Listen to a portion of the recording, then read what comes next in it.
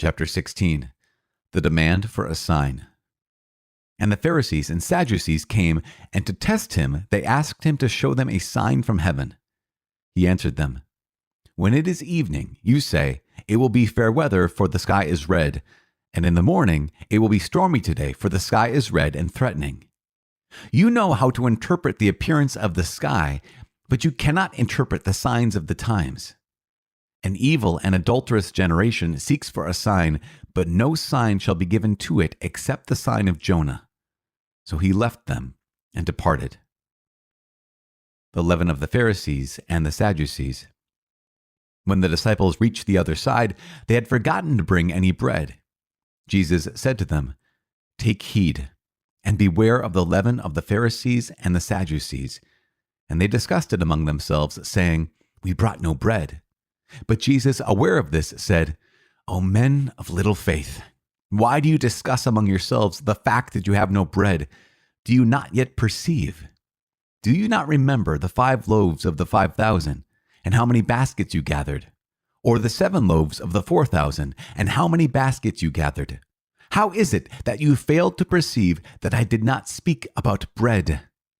Beware of the leaven of the Pharisees and the Sadducees." Then they understood that he did not tell them to beware of the leaven of bread, but of the teaching of the Pharisees and Sadducees. Peter's declaration that Jesus is the Christ. Now when Jesus came into the district of Caesarea Philippi, he asked his disciples, "Who do men say that the Son of Man is?" And they said, "Some say John the Baptist, others say Elijah, and others Jeremiah or one of the prophets." He said to them, "But who do you say that I am?"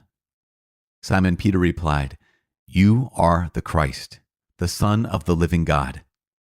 And Jesus answered him, "Blessed are you, Simon Bar-Jonah, for flesh and blood has not revealed this to you, but my Father who is in heaven. And I tell you, you are Peter, and on this rock I will build my church, and the gates of Hades shall not prevail against it.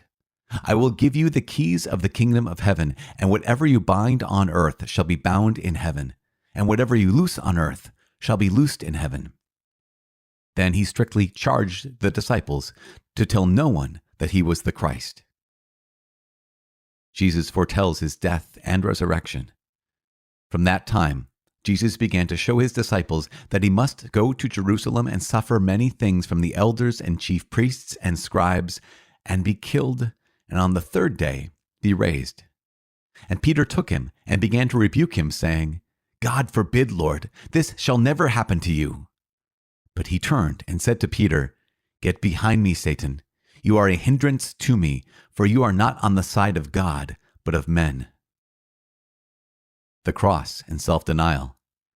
Then Jesus told his disciples, "If any man would come after me, let him deny himself and take up his cross and follow me.